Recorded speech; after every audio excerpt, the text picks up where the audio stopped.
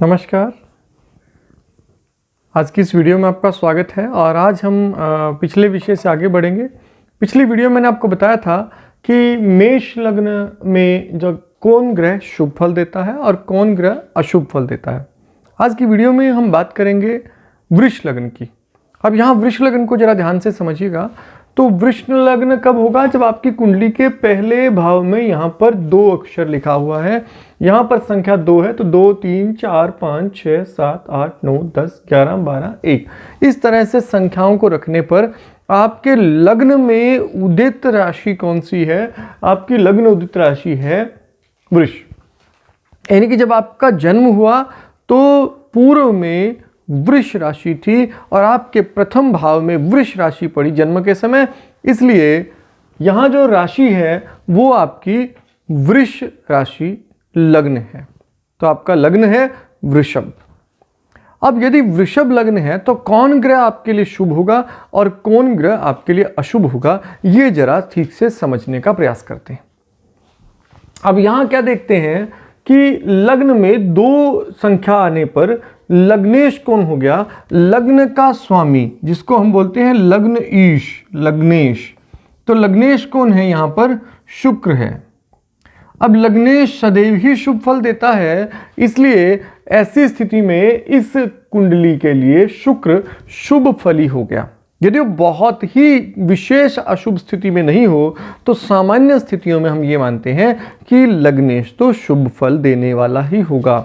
अब यहाँ आप देखिएगा कि लग्नेश के पास 2 राशियां हैं। एक वो प्रथम भाव में है और दूसरी राशि उसकी तुला जो है छठे भाव में है। तो अब यहाँ छठा अशुभ भाव है और लग्नेश शुभ भाव है।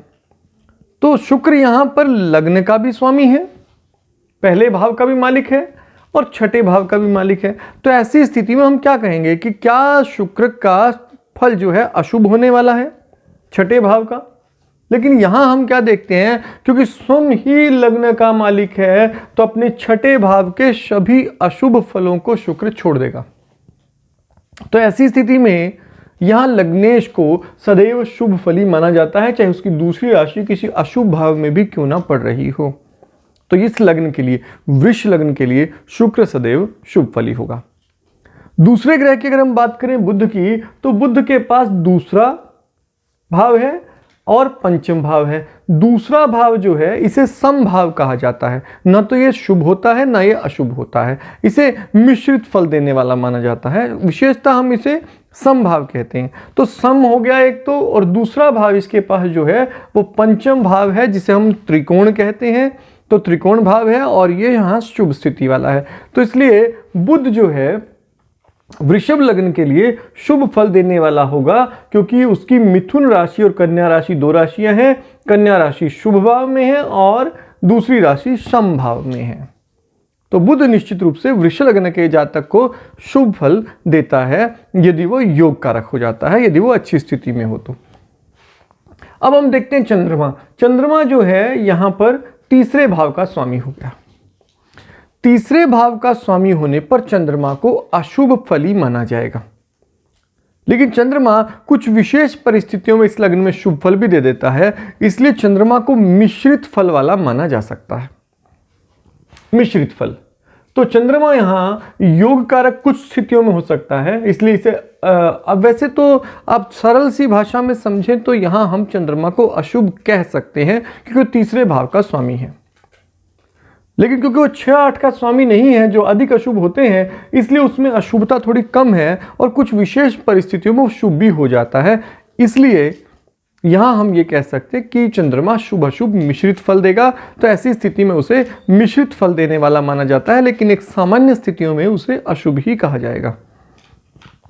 वृष लग्न वालों के लिए सूर्य, अब सूर्य केंद्र का मालिक हो गया है, एक शुभ भाव का स्वामी हो गया है और चतुर्थ भाव जो है विशेष महत्व का भाव है, उसे बहुत विशेष प्रभावशाली स्थान मिला है। किंतु इस स्थान के, इस लग्न के ज्यादातर प्रभावशाली ग्रह उसे शत्रु मानते हैं और स्वयं लग्नेश शुक्र का यह शत्रु है, इसलिए लग्नेश इसे बहुत ज़्यादा शुभ पावर डेलीगेट नहीं करेगा, बहुत ज़्यादा शुभ पावर इसे, बहुत ज़्यादा अधिकार इसे नहीं देगा। तो ऐसी स्थितियों में सूर्य मिश्रित फल देने वाला हो जाएगा वृष लग्न के लिए। तो स्थान शुभ है, पावर्स जो हैं बहुत पावरफुल चीजें इसके पास मिली हुई हैं, इसके पास गृह विभाग है। लेकिन ऐसी स्थिति में भाई वैसे तो ये शुक्र का गृह मंत्री है, होम मिनिस्टर है, किंतु बावजूद उसके शुक्र से इसकी बनती नहीं है। तो ऐसी स्थिति में शुक्र इसे बहुत पावर नहीं देगा, तो हम इसे यहाँ मिश्रित फल देने वाला मानेंगे। कुछ परिस्थितियों में ये शुभ फल देगा, अगर ये अपने ही भाव में हो तो बहुत शुभ फल देगा, यदि एजुकेशन के भाव में चला जाए तो शुभ फल दे देगा। लेकिन ज़्यादातर मामलों में हम क्या देखते हैं कि ये अशुभ परिणाम और शुभ परिणाम दोनों ही पैदा करेगा। तो उसके बारे में विस्तार से बात करेंगे, लेकिन फिलहाल हम यहाँ इसे मिश्रित फल देने वाला कहेंगे। दूसरा, अगर आप देखते हैं मंगल को, तो मंगल को देखिए, मंगल यहाँ 12 भाव और सप्तम भाव का स्वामी है।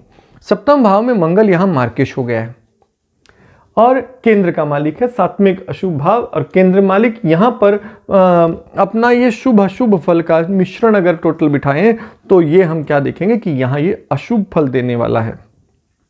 हालांकि कुछ मामलों में इसे शुभ माना जा सकता है कि सप्तम भाव का स्वामी है, लेकिन अगर हम वृषभ लग्न को देखें, वृषभ लग्न में मंगल के पास दोनों भाव, एक अशुभ भाव और एक मारक भाव है।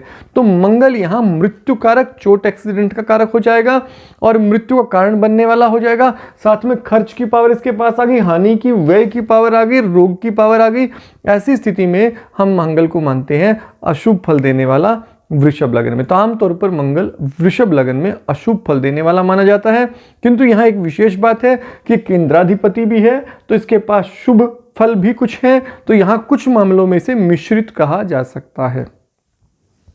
अगर हम बात करते हैं बृहस्पति की, तो बृहस्पति के पास एक 8वां भाव है और एक भाव है 11वां।